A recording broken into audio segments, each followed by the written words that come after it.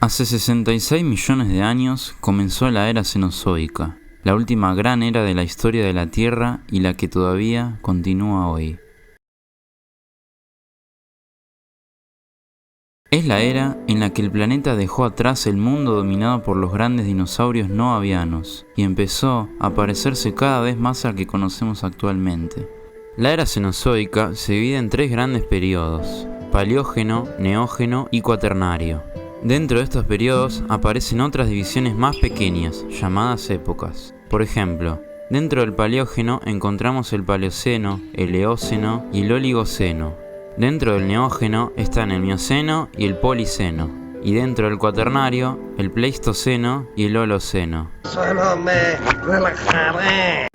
Bastante quilombo, ya se pueden ir a quejarse con la Comisión Internacional de Estratigrafía. El inicio de esta era estuvo marcado por una gran oportunidad para la vida.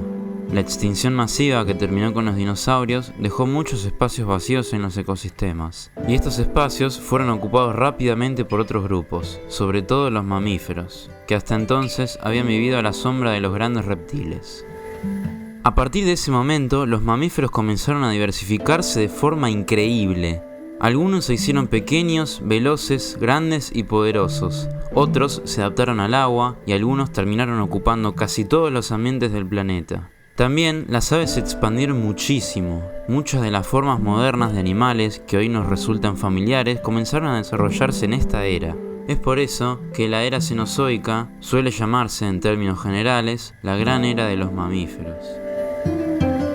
Al comienzo, el clima de la Tierra era más cálido que el actual. En muchas regiones había bosques extensos y un ambiente mucho más húmedo y suave, pero con el paso del tiempo, el planeta empezó a enfriarse lentamente. Este cambio fue muy importante porque transformó por completo los paisajes y obligó a la vida a adaptarse. Durante las primeras etapas de la era, aparecieron y se expandieron las plantas con flor, que hoy siguen siendo las más comunes. Entre ellas, hubo un tipo muy importante, las plantas caducifolias, que son aquellas que pierden sus hojas en ciertas estaciones del año, sobre todo en otoño o en otras épocas secas. Esa estrategia les permite ahorrar agua y resistir mejor al frío o la falta de humedad. Mientras tanto, los mamíferos siguieron multiplicándose de formas muy distintas. Entre ellos estaban los ungulados, que son mamíferos que caminaban apoyando el peso de su cuerpo principalmente sobre la punta de sus dedos, como los caballos, los ciervos o los rinocerontes. Muchos de ellos evolucionaron para correr mejor, defenderse de depredadores y adaptarse a la vida en espacios abiertos. En los mares también hubo cambios enormes. Los grandes reptiles marinos desaparecieron. Entre los casos más sorprendentes está el origen de las ballenas. Sus antepasados no eran animales marinos, sino mamíferos terrestres que con el paso de los millones de años fueron adaptándose a la vida en el agua. Es uno de los ejemplos más impresionantes de transformación evolutiva en toda la historia natural. Con el tiempo, el enfriamiento global se hizo cada vez más evidente. Aparecieron los hielos permanentes en la Antártida y el clima del planeta empezó a volverse más seco y más extremo en muchas zonas. Esa transformación cambió los paisajes.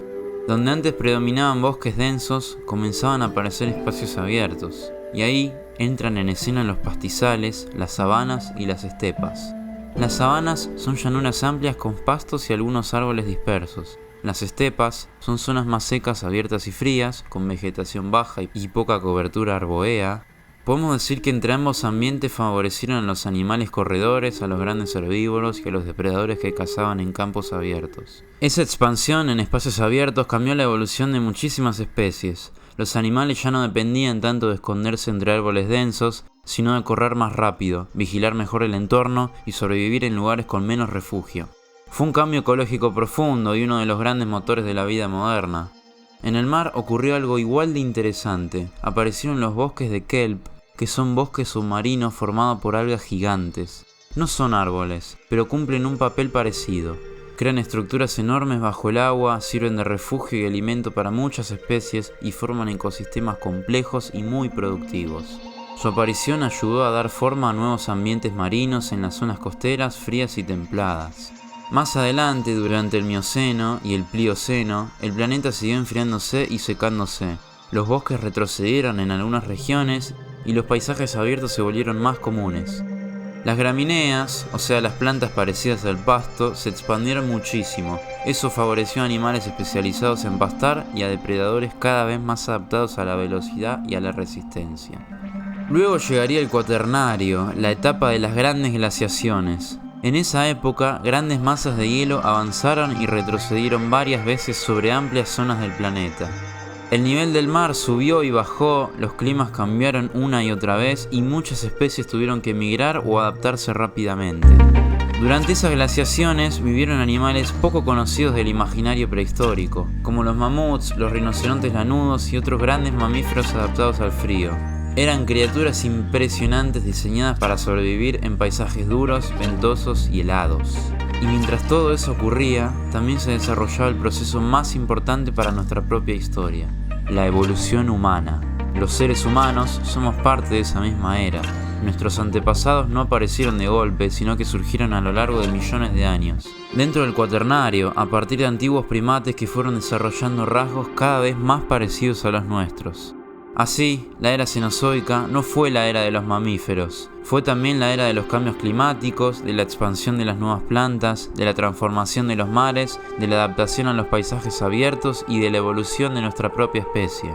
Si uno mira toda la Cenozoica en conjunto, ve una historia enorme, un planeta que pasó de la recuperación después de una extinción masiva a la expansión de bosques cálidos, después al enfriamiento progresivo, luego a las glaciaciones y finalmente al mundo moderno. Es la historia de cómo la Tierra llegó a ser como es hoy.